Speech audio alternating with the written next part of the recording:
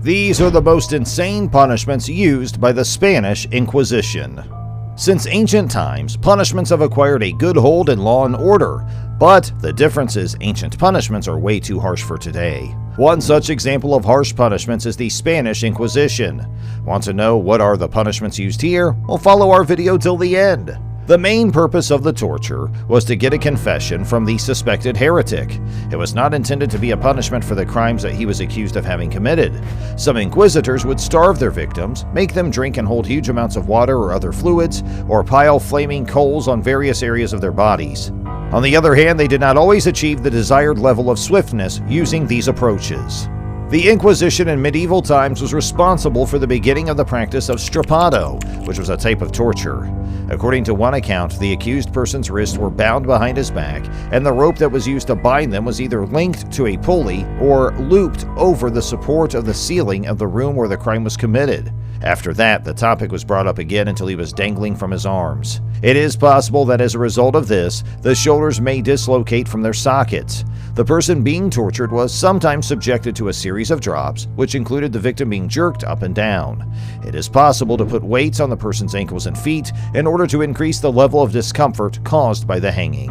The rack was yet another well-known instrument of torture used during the time of the Inquisition. The participants' hands and feet were bound or chained to rollers, located at either one or both ends of a wooden or metal frame. The torturer spun the rollers with a handle, which dragged the chains or ropes in increments and stretched the subject's joints, often to the point where they dislocated. If the person who is torturing the accused continues to move the rollers, the person's limbs and legs may be severed as a result of the torture. The mere act of seeing another person being subjected to the rack as a form of torture was sometimes sufficient to get a confession out of the target. During the time when convicted heretics were being tortured on the strappado, or the rack, inquisitors often inflicted additional forms of physical punishment on their bodies.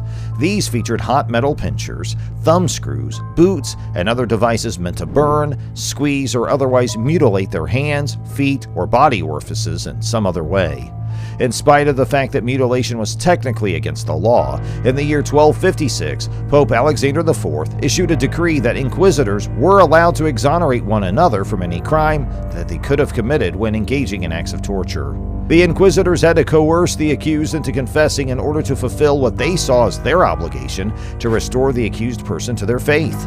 After making a sincere confession, the accused person was pardoned. Nevertheless, in most cases, he was still required to atone for his sins by carrying out various kinds of penances, such as going on pilgrimages or carrying a number of large crosses at once. In the event that the accused did not come forward with a confession, the inquisitors had the authority to condemn him to life in prison. People who confessed then retracted their confessions and publicly reverted to their heretical ways may be abandoned to the secular arm, according to O'Brien's research. In practice, this meant that even while the inquisitors themselves did not carry out the crucifixion of heretics, they were permitted to delegate the task to other individuals. Burning at the stake was a legal option for those who were executed via capital punishment. In other instances, the remains or bones of suspected heretics who had passed away before to their ultimate punishment were exhumed, burnt, and disposed of in an unholy manner. The last act of the Inquisition to be carried out in Spain took place in the year 1834.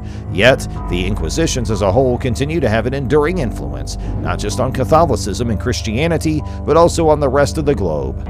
So here we are done with today's video. Let us know in the comment box what you all thought about it. What was the most insane punishment among these for you? Like it and share it with your friends. And also don't forget to subscribe to our channel to watch more insane videos like this, and click the bell icon to get all the notifications of our latest videos. Thanks for watching.